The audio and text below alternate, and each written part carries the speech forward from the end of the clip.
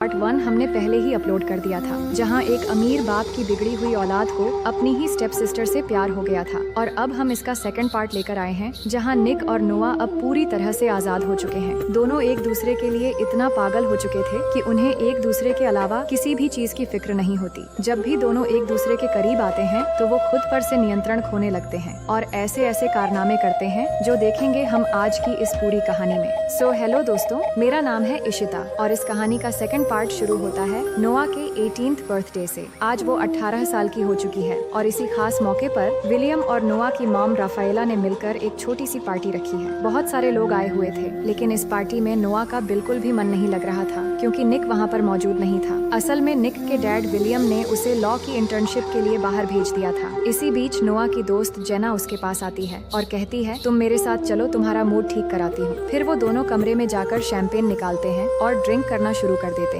कल स्कूल का आखिरी दिन होने वाला है, जिस बारे में दोनों बातें करने लगते हैं। माहौल थोड़ा हल्का होता है, लेकिन तभी नोआ को पता चलता है कि निक वापस आ गया है। वो फौरन निक को देखने के लिए पागलों की तरह बाहर दौड़ती है और उसे देखते ही खुशी से गले लगा लेती है। फिर बिना कुछ कहे दोनों एक दूसरे को किस करने लगते हैं। उन्हें ये भी नहीं पता चलता कि ऊपर बैल्कनी से विलियम और राफाएला ये सब देख रहे हैं। दरअसल वो कभी नहीं चाहते कि निक और नोआ करीब आएं, लेकिन निक और नोआ तो जैसे महीनों की दूरी को एक पल में मिटा देना चाहते हैं, इसलिए दोनों बाहर ही शुरू हो जाते हैं और अपनी तड़प को शांत कराने लगते हैं। इसके बाद निक उसे बर्थडे गिफ्ट पर एक खूबसूरत नेकलेस देता है और उसे अपने हाथों से पहनाता है। नोआ की आंखों में उस पल एक अलग ही चमक होती है और उसे ये गिफ्ट बहुत पसंद आती है। फिर अगले कुछ दिनों तक दोनों एक दूसरे के साथ समय बिताते हैं। वो बहुत सारी अलग अलग जगहों पर घूमने जाते हैं और बहुत मस्ती करते हैं। फिर कहानी आगे बढ़ती है, जहाँ नोआ के हाई स्कूल खत्म होने की खुशी पर उसके दोस्त एक पार्टी रखते हैं। वहाँ सभी स्टूडेंट्स मस्ती में डांस करने लगते हैं क्योंकि हाई स्कूल के बाद वो कॉलेज में जाने वाले थे। वहीं निक का दोस्त लायन उसके पास आता है और मजाक में कहता है, हम इनसे बस 5 साल सीनियर हैं। अब ये कॉलेज में जाएंगी तो उड़ना शुरू कर देंगी और नए लड़कों के साथ मजे करेंगे। हम जैसे लोग तो काम में बिजी हो जाएंगे और ये अपने एज ग्रुप के लड़कों के साथ रंग जमाएंगी। मेरी गर्लफ्रेंड जेना भी मेडिकल कॉलेज में जाने वाली है और मैं यहाँ अपने गैराज में पड़ा रह जाऊंगा। तुम भी तो इंटर्नशिप करने फिर से बाहर चले जाओगे और नोआ यहाँ कॉलेज में रहेगी। ये लॉन्ग डिस्टेंस रिलेशनशिप बहुत सेंसिटिव होता है। ये सुनकर निक जवाब देता है कि तू टेंशन मत ले,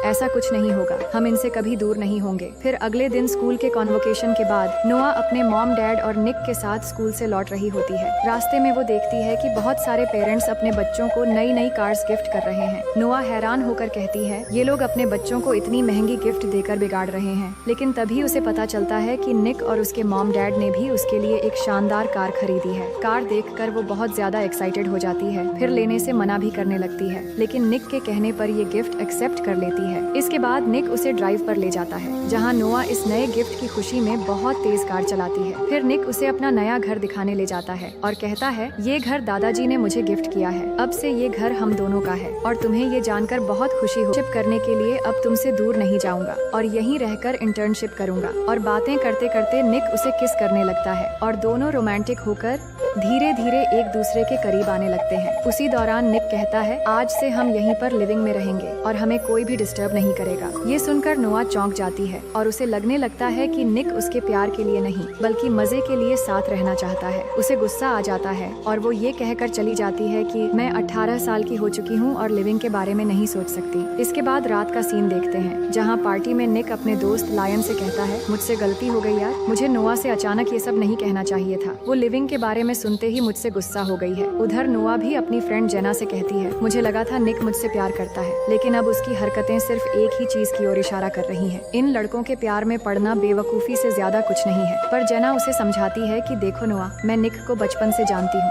शायद वो तुम्हें खोने से डर रहा है और मुझे लगता है कि वो आज भी तुमसे उतना ही प्यार करता है। उसकी मॉम उसे छोड़कर चली गई थी, तब से वो सेंसिटिव मामलों में बहुत डरता है। तुम्हें जाकर उससे बात कर लेनी चाहिए। तो जेना की बात सुनकर वो निक के पास जाती है और दोनों नॉर्मल होने की कोशिश करते हैं। फिर अगले दिन नोआ की मॉम उसे हॉस्टल के रूम दिखाने ले जाती है, जहाँ रहकर वो कॉलेज में पढ़ने वाली है। वहाँ पर वो अपनी नई रूममेट के साथ रहेगी, जिसका नाम ब्रायर है। अब इस ब्रायर के पास्ट को लेकर एक छोटी सी कहानी है जो हमें आगे पता चलेगी। दूसरी तरफ निक अपने डैड के ऑफिस में होता है, जहाँ उसके डैड ने उसकी इंटर्नशिप में हेल्प करने के लिए एक नई लड़की को हायर किया है जिसका नाम सोफिया है। सोफिया आकर निक को अपना इंट्रोडक्शन देती है और कहती है, मुझे तुम्हारे बारे में सब पता है। तुम दिखते बहुत मासूम टाइप के हो, लेकिन तुम्हारी नजरें लड़कियों को तुरंत स्कैन कर लेती हैं। तो जब मैं जाऊँ तो मेरे बम को मत घूरना। ये कहकर वो चली जाती है। इसके बाद हम नोआ और उसकी मॉम को देखते हैं, जहां नोआ की मॉम उसे निक के साथ एक तस्वीर दिखाती है और सीधा सवाल करती है कि तुम दोनों के बीच चल क्या रहा है। तुम्हें अंदाजा भी है कि ये तस्वीर अगर न्यूज में आ जाती तो क्या हो सकता था। तुम्हें ये सब छोड़ना पड़ेगा, नहीं तो लोग यही बोलने लग जाएंगे कि माँ बेटी पैसों के पीछे कितनी गिर चुकी है। लेकिन नोआ एक बात भी नहीं सुनना चाहती। वो जवाब देती है कि हम एक दूसरे से प्यार करते हैं। मैं 18 साल की हो चुकी हूँ और लोग क्या कहते हैं इससे मुझे कोई फर्क नहीं पड़ता। इसके बाद नोआ वापस अपने हॉस्टल में जाती है, लेकिन वहाँ पहुँचते ही देखती है कि यहाँ तो पार्टी चल रही है। मगर ब्रायर नोआ को देखते ही सबको वहाँ से निकलने को कहती है और नोआ को लेकर रूम में जाती है। नोआ का मूड ऑफ देखकर वो उसे रिलैक्स करने की कोशिश करती है और कहती है कि तुम तो 7 दिन बाद आने वाली थी। तो नोआ कहती है कि कुछ भी अच्छा नहीं लग रहा था, इसलिए जल्दी आ गई। फिर ब्रायर बताती है कि मैं भी कभी किसी से प्यार करती थी, लेकिन उसने धोखा दे दिया और अब मैं अकेली ही खुश हूँ। तभी वहाँ माइकल नाम का एक लड़का आता है जो अपनी जैकेट लेने आया था। तो ब्रायर नोआ को उससे मिलवाती है और कहती है कि ये हमारे सामने वाले फ्लैट में रहता है और बहुत ही अच्छा लड़का है। दूसरी तरफ विलियम राफेला को कॉल करके कहता है, तुम्हारा आइडिया तो काम कर गया। ऑफिस में दोनों के बीच में अच्छी केमिस्ट्री नजर आ रही है। असल में नोआ और निक के बीच दूरी लाने के लिए सोफिया को नौकरी पर रखा गया था और ये सब नोआ की मॉम की प्लानिंग थी। इसके बाद हम देखते हैं कि निक और नोआ निक की बहन मैगी से मिलने जाते हैं और तीनों मिलकर बहुत मस्ती करते हैं। कुछ समय साथ बिताने के बाद जब वो वापस जाने लगते हैं, तभी वहाँ निक की असली मॉम क्लॉडिया आ जाती है। पर निक अपनी मॉम से अब कोई रिश्ता नहीं रखना चाहता था, क्योंकि उन्होंने उसे 10 साल पहले ही छोड़ दिया था। इसलिए वो एक पल भी वहाँ नहीं रुकता और बिना कोई जवाब दिए नोआ को लेकर चला आता है। घर लौटते ही वो बिल्कुल उदास हो जाता है और नोआ से कहता है कि 10 साल तक उन्हें मेरी याद नहीं आई, तो अब मुझसे मिलने क्यों आई है। निक को उदास देखकर नोआ उसे शांत कराने की कोशिश करती है और उसे प्यार से किस करने लगती है। फिर निक उसे अंदर कमरे में ले जाता है और दोनों एक दूसरे को बहुत सारा प्यार करने लगते हैं। नोआ भी इस पल को पूरी तरह महसूस करती है। इसके बाद नोआ निक को अपने हॉस्टल अपार्टमेंट में लेकर जाती है, जहां निक जैसे ही अंदर आता है तो उसकी नजर ब्रायर पर पड़ती है और वो चौंक जाता है। नोआ उसे बताती है कि ये मेरी रूममेट ब्रायर है, लेकिन निक के चेहरे पर हैरानी साफ थी, क्योंकि ब्रायर उसकी एक्स गर्लफ्रेंड थी, जिससे एक एक्सीडेंट के बाद वो अलग हो गया था। पर निक ज्यादा बात किए बिना बहाना बनाकर वहाँ से निकल जाता है, लेकिन गलती से अपना फोन वहीं छोड़ जाता है। इसके बाद हम निक को लायन के साथ कार में देखते हैं, जहां लायन कहता है कि मैं यहाँ अपने भाई के कहने पर ड्रग्स डिलीवर करने आया था, लेकिन अब डर लग रहा है। निक उसे समझाता है कि तुझे पैसे चाहिए थे तो मुझसे मांग लेता, ये सब करने की क्या जरूरत थी। मैंने नोआ से वादा किया है कि अब मैं कोई उल्टा सीधा काम नहीं करूँगा, इसलिए मैं तेरे साथ अंदर नहीं चल सकता। पर फिर भी दोस्ती निभाते हुए लायन के जाने के बाद वो भी अंदर चला जाता है। वहाँ उनका सामना रॉनी के भाई लूका से होता है, लेकिन तभी हम देखते हैं कि नोआ निक के फोन की मदद से उसी जगह पहुँच जाती है। लूका नोआ को देखकर गुस्से से भर जाता है और कहता है कि तेरी और तेरे बाप की वजह से मेरे बाप तो बेरहमी से मारा गया और बदकिस्मती से तू बच गई। ये सुनकर नोआ भी जवाब देने लगती है, जिससे इनके बीच लड़ाई शुरू हो जाती है। लूका के लोग तीनों को मारने की कोशिश करते हैं और बदले में वो भी लड़ाई करते हैं, लेकिन तभी पुलिस पहुँच जाती है और सबको अरेस्ट कर लेती है। इसी दौरान सोफिया केस को हैंडल करके निक और नोआ को छुड़ा लेती है। निक उसे कहता है कि प्लीज ये सब डैड को मत बताना। इसके बाद का सीन थोड़ा सुकून भरा होता है, जहां निक नोआ को एक प्यारी सी बिल्ली गिफ्ट करता है। फिर वो दोनों नोआ के अपार्टमेंट में आते हैं और वहाँ नोआ निक के करीब आने की कोशिश करती है। पहले निक मना करता है, लेकिन नोआ कहती है कि ब्रायर अभी बाहर गई है और हमें डिस्टर्ब करने वाला यहाँ कोई नहीं है। ये सुन के निक मान जाता है और दोनों बहुत क्लोज आ जाते हैं और एक दूसरे को प्यार करने लगते हैं। ये सब बस खत्म होने ही वाला था कि ब्रायर वहाँ आ जाती है, जिसे देखकर वो दोनों अनकंफर्टेबल हो जाते हैं और फिर निक को वहाँ से जाना पड़ता है। फिर अगली सुबह निक की मॉम क्लॉडिया नोआ से मिलने हॉस्टल में आती है। नोआ उनसे पूछती है कि वो यहाँ क्या लेने आई हैं, तो क्लॉडिया कहती हैं कि उन्हें निक के बारे में कुछ जरूरी बात करनी है, लेकिन नोआ उनसे कोई भी बात नहीं करना चाहती और उन्हें जाने को कहती है। क्लॉडिया कहती हैं कि निक को मदद की जरूरत है और अगर तुम सच जानना चाहती हो तो एक बार मुझे कॉल कर लेना। ये कहकर वो चली जाती है। फिर अगले दिन नोआ निक के घर डिनर पर जाती है, जहां वो सोफिया से मिलती है, लेकिन सोफिया को देखकर उसे बहुत जलन होती है, क्योंकि निक उसके साथ इंटर्नशिप कर रहा है जो उसे पसंद नहीं है। फिर सब मिलकर साथ में डिनर करने लगते हैं, लेकिन नोआ देखती है कि निक और सोफिया एक दूसरे के काफी करीब हो रहे हैं, जो उसे बिल्कुल भी अच्छा नहीं लगता। वो गुस्से में आकर सबके सामने ये कहकर चली जाती है कि निक और वो लिविंग में रहना चाहते हैं। ये सुनकर सब हैरान रह जाते हैं, लेकिन नोआ की मॉम सिचुएशन संभालने के लिए सबको बताती है कि आज ही के दिन नोआ के डैड की मौत हुई थी और तभी से वो रातों में डरावने सपने देखती है, इसलिए कभी कभी ऐसा बर्ताव करती है। इसके बाद निक नोआ के पास जाता है और उससे माफी मांगता है कि वो आज के दिन के बारे में भूल गया था, लेकिन नोआ उस पर नाराज होती है कि तुम मुझसे झूठ बोलकर धीरे धीरे सोफिया के करीब जा रहे हो। तो निक उसे समझाता है कि मेरा और सोफिया का रिश्ता सिर्फ प्रोफेशनल है और मैं सिर्फ तुमसे प्यार करता हूँ। नोआ कहती है कि तुम्हारे डैड तो तुम्हारी शादी सोफिया से करवाना चाहते हैं, तो वो जवाब देता है कि ऐसा कुछ भी नहीं होगा, मैं ऐसा कभी नहीं होने दूंगा और तुम्हें मुझ पर भरोसा करना चाहिए। लेकिन फिर भी नोआ वहाँ से चली जाती है। इसके बाद अगले दिन नोआ क्लॉडिया से मिलने के लिए उसे घर बुलाती है। घर में कोई नहीं था तो वो उसे ड्रायर में रखे कुछ पेपर्स देखने को कहती है। नोआ जब उन फोटोज और डॉक्यूमेंट्स को देखती है तो उसे पता चलता है कि निक के डैड विलियम ने अपनी वाइफ क्लॉडिया पर झूठा इल्जाम लगाकर तलाक लिया था और निक की कस्टडी भी ले ली थी, जबकि सच्चाई ये थी कि निक के डैड पहले से ही नोआ की मॉम के साथ रिलेशन में थे। इसी बीच क्लॉडिया विलियम के रूम में जाकर उसका एक टूथब्रश चुपचाप अपने पास रख लेती है। फिर अगले दिन निक नोआ को मनाने के लिए डिनर पर ले जाता है और अपने हाथ पर बना नोआ के नाम का टैटू दिखाता है। नोआ यह देखकर खुश तो होती है पर कहती है कि तुम्हें ये नहीं करवाना चाहिए था, ये अब हमेशा तुम्हारे साथ रहेगा। इसके बाद दोनों डांस करने लगते हैं, जिस दौरान निक बताता है कि उसे एक केस के सिलसिले में सोफिया के साथ लंदन जाना होगा। तो नोआ कहती है कि ठीक है, मुझे इस पर कोई नाराजगी नहीं है, जिसके बाद दोनों साथ में रात बिताते हैं। अगली सुबह निक और सोफिया लंदन के लिए निकल जाते हैं, जहाँ निक अपने दादाजी से मिलता है और ब्रायर के बारे में पूछता है। दादाजी बताते हैं कि उस हादसे के बाद ब्रायर 2 साल तक मेंटल हॉस्पिटल में थी और इसमें तुम्हारी कोई गलती नहीं थी, इसलिए टेंशन लेने की जरूरत नहीं है। तभी सोफिया आती है और बताती है कि उन्होंने केस जीत लिया है। ये सुनकर निक खुशी से सोफिया को गले लगाकर एक किस कर लेता है, लेकिन तभी हम देखते हैं कि कोई आदमी इस मोमेंट पर उनके फोटोज ले रहा था। इसके बाद निक घर पहुंचता है और नोआ को बुलाने लगता है, लेकिन वो घर में नहीं थी। दूसरी ओर हम देखते हैं कि नोआ ब्रायर और माइकल के साथ हॉस्टल अपार्टमेंट में पार्टी कर रही होती है, लेकिन कुछ देर में ब्रायर थक जाती है और सोने के लिए चली जाती है, जिसके बाद माइकल भी थोड़ी देर बात करके जाने वाला होता है और इस बीच वो नोआ के करीब आने की कोशिश करता है, पर वो उसे मना कर देती है। लेकिन तभी निक वहाँ आ जाता है और नोआ और माइकल को साथ देखकर गुस्सा हो जाता है। उसे लगता है कि नोआ ने उसके साथ धोखा किया है, इसलिए वो गलतफहमी में उल्टा सीधा बोलने लगता है। नोआ कहती है कि तुम जो सोच रहे हो ऐसा कुछ भी नहीं है, लेकिन दिन ब दिन हमारे बीच गलतफहमियां बढ़ रही हैं, इसलिए हमें शायद कुछ दिनों का ब्रेक ले लेना चाहिए। ये सुनकर निक भी मान जाता है और नाराज होकर वहाँ से चला जाता है। इसके बाद निक अपने काम में बिजी हो जाता है, पर सोफिया को देखते हैं जो निक को मन ही मन पसंद करने लगी थी और इस दौरान माइकल को मौका मिल जाता है नोआ को इम्प्रेस करने का। फिर एक दिन निक अपने दोस्त लायन के गैराज में जाता है, जहां लायन उसे बताता है कि रॉनी जेल से छूट गया है और 2 दिन बाद एक रेस में हिस्सा ले रहा है। फिर वो दोनों फैसला करते हैं कि यही मौका है रॉनी से बदला लेने का, क्योंकि रॉनी ने जब नोआ को किडनैप किया था तो पुलिस ने उसे पकड़कर जेल में डाल दिया था।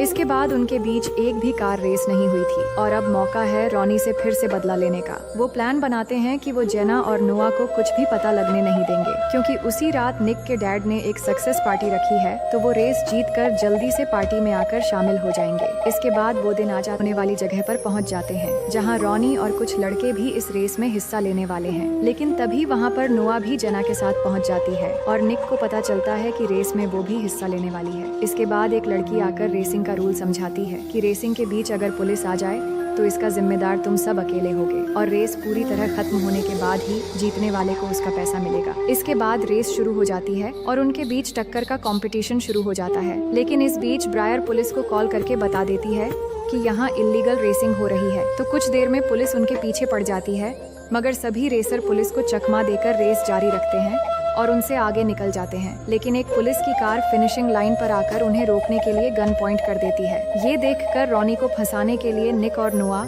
रॉनी की कार को दोनों तरफ से टक्कर मारना शुरू कर देते हैं और उसकी कार को बीच में फंसाकर पुलिस की कार से एक्सीडेंट करवा देते हैं और अपने दोस्त लायन को रेसिंग में जितवा देते हैं। इसके बाद पुलिस रॉनी को इल्लीगल रेसिंग और पुलिस पर हमला करने के जुर्म में अरेस्ट कर लेती है और बाकी सभी रेसर पुलिस से बचकर वहाँ से भाग निकलते हैं। इसके बाद वो घर पहुँचते हैं, जहाँ पार्टी शुरू हो चुकी थी और बहुत सारे लोग आ चुके थे। वहीं नोआ भी ब्रायर के साथ पार्टी में एंट्री करती है और लायन अपनी गर्लफ्रेंड जेना से माफी मांगने लगता है। तो जेना कहती है कि मैं तुमसे बहुत प्यार करती हूँ हूँ, मगर तुम हमेशा पैसों के पीछे भागकर उल्टे सीधे काम करते रहते हो। तो लायन बताता है कि मैंने आज जो रेस जीती है उससे मुझे कोई खुशी नहीं हुई, सबसे ज्यादा खुशी मुझे तुमसे मिलकर होती है। लेकिन जेना उसकी बात नहीं सुनती और वहाँ से चली जाती है। वहीं ब्रायर ने नोआ को उसके और निक के पास्ट के बारे में सब कुछ बता दिया था। फिर निक ब्रायर से कहता है कि उस एक्सीडेंट के बाद तुम्हारे साथ जो हुआ मुझे उसके बारे में कुछ नहीं पता था। तो ब्रायर बताती है कि एक्सीडेंट के बाद तुम मुझे छोड़कर भाग आए थे, मैं प्रेग्नेंट थी और मेरा सब कुछ खत्म हो गया और इन सब के पीछे तुम्हारे परिवार का हाथ था, लेकिन तुमने एक बार भी मुझे ढूंढने की कोशिश नहीं की। इसके बाद ब्रायर किचन से होते हुए बाहर जाती है और अपने साथ निक की मॉम क्लॉडिया को पार्टी में लेकर आ जाती है। अब पार्टी में क्लॉडिया को देखकर सभी लोग हैरान हो जाते हैं। वो सभी से बात करती है और सच्चाई बताती है कि विलियम ने मुझे रफाएला के लिए तलाक दिया था, क्योंकि उन दोनों में पहले से ही अफेयर चल रहा था और मुझ पर उल्टा सीधा इल्जाम लगाकर निक को मुझसे दूर कर दिया गया। अब इन सब बातों से पार्टी का माहौल खराब न हो, इसलिए वो सब गार्डन में जाकर बात करने लगते हैं। वहाँ विलियम कहता है कि इस परिवार के सारे रास्ते तुम्हारे लिए बंद हो चुके हैं, अब तुम्हें क्या चाहिए। तो वो एक डीएनए रिपोर्ट दिखाकर बताती है कि मेरी बेटी मैगी भी विलियम की ही बेटी है, जो तलाक के बाद पैदा हुई थी, इसलिए तुम्हारी प्रॉपर्टी से उसे भी उसका हक मिलना चाहिए। ये सुनकर विलियम पूछता है कि तुम्हें मेरा डीएनए कैसे मिला। वो बताती है, मैंने तुम्हारे टूथब्रश से तुम्हारा डीएनए लिया और अब तुम प्रॉपर्टी देने से इनकार करोगे तो मैं तुम्हारे खिलाफ केस कर दूंगी। निक पूछता है कि तुम घर में कैसे गई। तो नोआ बताती है कि मैं इनको लेकर गई थी। ये सुनकर निक उस पर बहुत गुस्सा होता है और कहता है कि तुम्हारी वजह से हमारा पूरा परिवार बर्बाद हो गया है। लेकिन नोआ उसे समझाने की कोशिश करती है कि मुझे लगा कि तुम्हारी मॉम वापस सब कुछ ठीक करना चाहती है, पर निक उसकी एक बात भी नहीं सुनता और गुस्से में जाने लगता है। तो नोआ भी उसे समझाने के लिए पीछे पीछे अंदर जाती है, लेकिन निक अंदर जाकर सोफिया को किस करने लगता है, जो देखकर नोआ बहुत ज्यादा दुखी हो जाती है और उसका दिल टूट जाता है।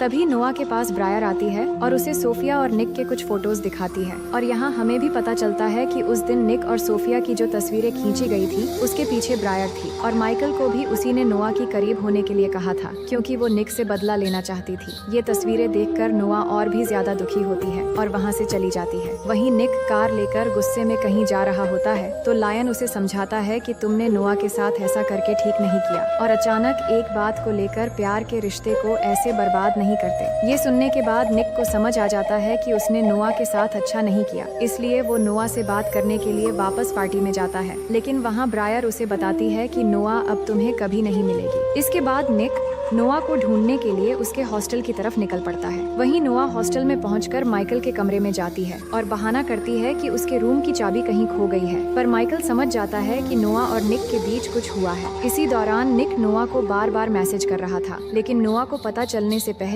माइकल उसका फोन ऑफ कर देता है, जिसके बाद निक पर गुस्सा करके जिद में आकर नोआ माइकल के साथ इंटीमेट हो जाती है और माइकल भी इस मोमेंट का भरपूर फायदा उठाता है। अब ये सब कुछ होने के बाद हम नोआ को देखते हैं जो बहुत दुखी थी। इसके बाद माइकल नोआ के लिए कॉफी बनाकर लाता है, लेकिन नोआ मना करके बाहर आ जाती है। बाहर पहले से ही निक हॉस्टल के सामने बारिश में बैठकर उसका इंतजार कर रहा था, लेकिन उसे देखकर भी वो कुछ नहीं कहती और उसके सामने से गुजरते हुए वहाँ से चली जाती है। ये सब देखकर निक भी समझ जाता है कि नोआ किस हालत में माइकल के रूम से बाहर आई है, यानी कि अब उनके बीच सब कुछ खत्म हो चुका है। जिसके बाद निक भी अपनी गाड़ी लेकर वहाँ से चला जाता है। अब कहानी के आखिर में हम देखते हैं कि नोआ अपने डैड की कब्र पर जाती है और दुखी होकर अपने डैड को हमेशा के लिए गुड बाय कहती है, लेकिन तभी उसे वहाँ कुछ लिखा हुआ नजर आता है, जो असल में निक ने लिखा था कि निक हमेशा नोआ के साथ रहेगा। इसे पढ़कर नोआ बहुत ही इमोशनल हो जाती है। अब यहाँ ऐसा लग रहा था कि उनके बीच सब कुछ खत्म हो गया है, लेकिन इस कहानी के अगले पार्ट में क्या होगा ये हमारे लिए एक सस्पेंस रह जाता है और इसी सस्पेंस के साथ ये कहानी यहीं पर खत्म हो जाती है। तो दोस्तों, मैं उम्मीद करती हूँ कि ये कहानी आपको बेहद पसंद आई होगी और अगर आप हमारे चैनल में पहली बार आए हैं तो वीडियो